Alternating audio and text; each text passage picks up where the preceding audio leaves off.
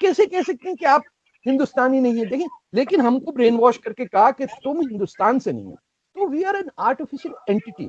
India में जब कराची था तब शिवरात्रि किस तरह मनाई जाती थी कराची में? थोड़ा सा हम आज हिस्ट्री की तरफ चलते हैं, जो हमें बुरी तो लगती है सुनकर, लेकिन हमें सुनना है और हमें कोशिश करनी है कि हमारी जो नेक्स्ट जनरेशन है और जो अभी की इवन जनरेशन है वो अगर कुछ सीख पाए उससे तो बड़ी अच्छी बात होगी। देखिए, ये कई सवाल आपने कर दिए। ये आपके दादा भी हिंदुस्तानी, आरिफ के भी दादा हिंदुस्तानी, मेरे नाना दादा भी हिंदुस्तानी। आप अंदाजा लगाइए कि अगर आप किसी शख्स को मिलते हैं और उसकी एथनिसिटी पूछते हैं तो वो अपने आबो अजदाद से रिलेट करता है ना। कोई इटालियन ये तो नहीं कहता कि मेरे दादा परदादा फ्रेंच थे लेकिन मैं इटालियन हूँ, और अगले मेरी नस्ल जो है वो होगी पोलिश। ये सिर्फ आपको ये जहालत पाकिस्तान में नजर आती है कि हम तीनों के परदादा नाना जैसे भी कहें 2 जनरेशन पहले हिंदुस्तानी थे, और हम जो उनकी औलाद हैं वो हिंदुस्तानी नहीं। पहले तो इसको समझिए। तो जब आप वो बात है कौवा हंस की चाल करते हैं, वो अपनी चाल भूल जाता है। और पूरी दुनिया इस्लाम में ये वाहिद इलाका है जहां के लोग अपनी जमीन से शर्मिंदा बहुत हैं। यानी इनको, आपके फॉरेन मिनिस्टर को देखिए, वो तो नाम स्टैंप हर जगह लगाते हैं, मेरा हिंदुस्तान से कोई ताल्लुक नहीं, मुझे तो किराए पे कुरैश लेके आए थे यहाँ पे और मैं आपको तवीज़ें बांटूंगा, आप दुआ करें, आप किसी की बैलगाड़ी ठीक हो जाएगी, ये दुआ पढ़ लीजिए तो शायद कल बारिश हो जाएगी। ये हम बन गए कि वो लोग जो इस धरती के दुश्मन थे, जिन्होंने यहाँ कत्लेआम किया मुसलमानों का, वो हमारे हीरो गए।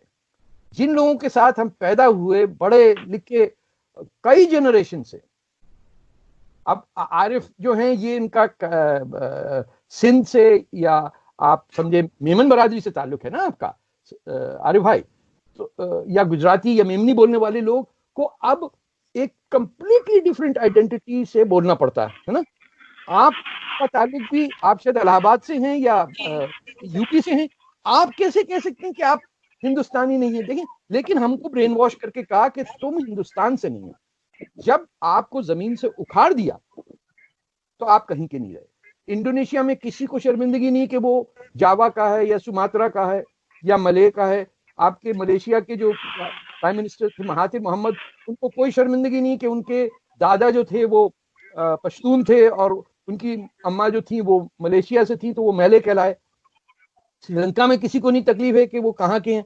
ये हमारी बदकिस्मती है कि हमने अपने आप को और दूसरों को, ये सिर्फ नहीं बंगालियों को कहा तुम अरब की गुलाम हो, उन्होंने 2 थप्पड़ लगाए, खत्म कर दिया। 25 साल में किस्सा ही क्लोज कर दिया। जिन्होंने पाकिस्तान बनाया, जो पाकिस्तान है वहां आप किसी पंजाबी से पंजाबी में बात नहीं कर सकते ऑन टेलीविजन। पिछले 70 साल में आपके किसी नेटवर्क पे किसी पंजाबी ने एक दूसरे से पंजाबी बात नहीं की है। क्यों? शर्मिंदा है अपनी जबान से, अपनी जमीन से। हम सब आर्टिफिशियल बन गए।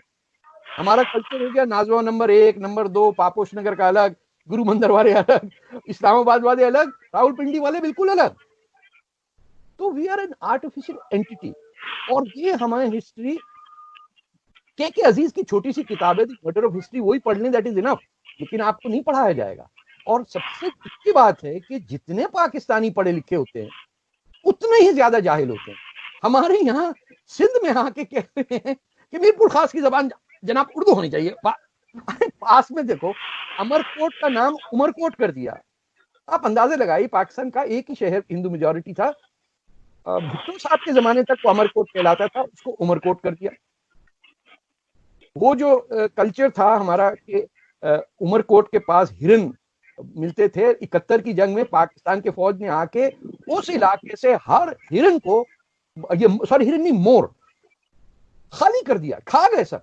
हमको बना दिया ऐसा कि लोग इंडिया में अब पाकिस्तान के पंजाबियों को सुनते हैं ना टीवी पे, तो एज कॉमेडी सुनते हैं, क्योंकि कोई उर्दू बोलना ही नहीं जानता। ये नहीं पता ना लोगों को।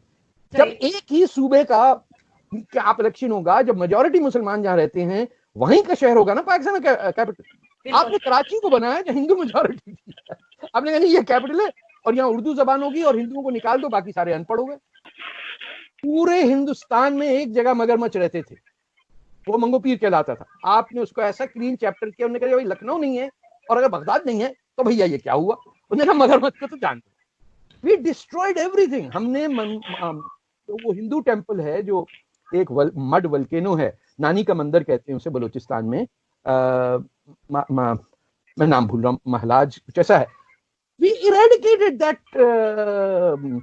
क्या कहते हैं, जो हिंदू रिचुअल था कि हिंदुस्तान से लोग बलूचिस्तान जाते थे एनुअल अपनी हज टाइप के लिए, we cut it out completely. और ऐसे भोले बन के बैठे, हमें तो पता भी नहीं क्या हुआ, हो गया होगा, हमें क्या पता। जैसे एक जगह आपको पता ही होगा, लालपुर का नाम जो है बदल के जो है उन्होंने, जहाँ पे कभी शाह फैसल गया तक नहीं है, यहाँ पे ये कहा जाता है कि उसने कभी वहां कदम नहीं रखा, फैसलाबाद नाम कर दिया। जी बताइए जी आरिफ साहब, मैं आपकी तरफ आती हूँ। आपने जैसे बात सुनी अभी तारिक फतेह साहब की, आरिफ साहब। थैंक यू वेरी मच आरजू साहिबा। और सबसे पहले मेरे लिए, मैं बता नहीं सकता अल्फाज में कि मैं अपने गुरुजी के सामने पहली बार बैठ कर बात कर रहा हूँ। तो बहुत सीखा है मैंने, हिज मेंटर, मैं उनको देख के सीख के आगे बढ़ा हूँ और मैं उनकी एक एक चीज को फॉलो करता हूँ। थैंक यू तारिक भाई for everything. Now coming to the point, Karachi में एक आराम बाग है, वो भी राम बाग होता था जी जी, उसको आराम बाग बना दिया। इन्होंने हर चीज तब्दील कर दी। कल रात मैंने ट्विटर पे एक तस्वीर शेयर की है कि इंडिया में जब कराची था तब शिवरात्रि किस तरह मनाई जाती थी कराची में। जी और जी, मुझे एक सिंधी दोस्त ने मुझे शिकवा किया है कि मैंने अपनी एक वीडियो में कहा था कि कराची में 47 से पहले कोई सिंधी नहीं था। तो मैंने ऐसा कभी नहीं कहा। मैंने हमेशा ये कहा है कि ये जो शहर है ना कराची, जो 47 में एक डेवलप्ड अर्बन सिटी था और उसके जो मोमार थे ना, वो पारसी और हिंदू सिंधी थे। और 47 में वो सारे हिंदू सिंधी भगा दिए गए या वो चले गए।